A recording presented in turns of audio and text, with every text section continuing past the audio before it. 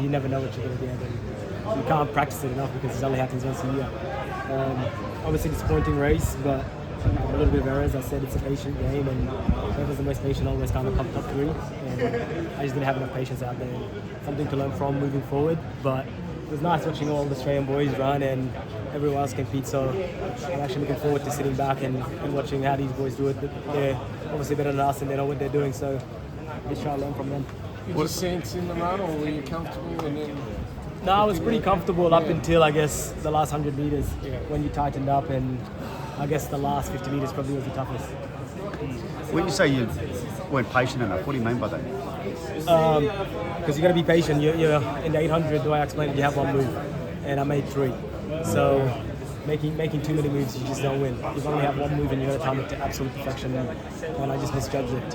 When that Jamaican picture at the post, did it surprise you? And was there a thought that went through your head? Man, I knew it's like the 800. There's always going to be someone, and I thought I could beat him at the line, and I knew someone was coming behind me. You could just sense it. You can hear it. You can hear footwork behind you. And credit to him, he stayed patient. He got me at the end. He probably timed it to perfection to get me. If he made one move, he would have missed it. How do you feel about this? Would you say you're frustrated, disappointed, shattered?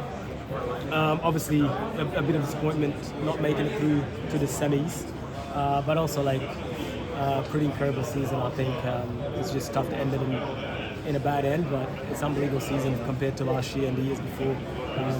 I've always wanted the Australian record to be in the 143s. This year I surprised myself, put it down to the 142s. So we're getting up there. Now we just got to be competitive in the world stage and start bringing those medals. We've got a Commonwealth medal, but that's not enough. That's not the whole world. That's not everyone. So we've got to do better in these world stages. What do you think's been the key to your improvement this year? Consistency in training, consistency in competing. I always run well in the season when I race the Australian season, and I race every race in Australia this year. So that was probably what worked out the best. Running again every single season in Australia, running Adelaide, running Sydney, running Melbourne, all that stuff. Did you feel like you were feeling good coming into this? Were there any concerns about your preparation? No, there was no concerns at all. Probably the slightest concern was probably not having any competitions at the end of it. My last comp was in July, and that was probably the last major comp that I had. But on that, I've been training well, been healthy, no complaints. Body's feeling well, mind's healthy. I just physically didn't get it right out there. So there was nothing mental, nothing in the coaching team side. Sometimes you just have it all, and you're still not good enough.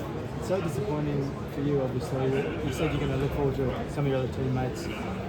Keep the buzz up for your roommate as well. Yeah. Around tomorrow. Yeah, and even just before even going too far ahead, we've got Jess Hull tonight. Looking forward to watching that.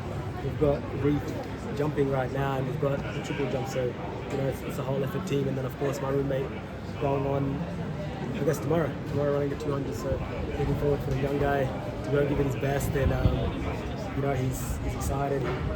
He's happy, and it's good to have him here. So young. It's almost about to go graduate school. So what have you told him about this? About what to expect walking in here? I try not to tell him anything because it's better if you just kind of view it and how we conduct ourselves. I was dealing with him in Monaco, and I said, watch me, I'm staying calm. You get nervous, it's part of the game. You still go out there and compete. So he knows what to do. He's got a hell of a team behind him. It's probably about trying to tell him less because everyone's telling him so much more. So just letting him do his thing and learn from his own experience at the moment. Has he got the books open studying, or is he... No, I haven't seen him do too much study, but I think he's doing different type of studies. He's a student of the sport. He's watching. He knows everything, and I mean, he's a man that knows what to focus on. I think he's done with the school part. He's putting that on hold. Now he's got this, and then he'll go back to the finals clear. So he's got a pretty well balanced. It seems like you've compartmentalised quite well.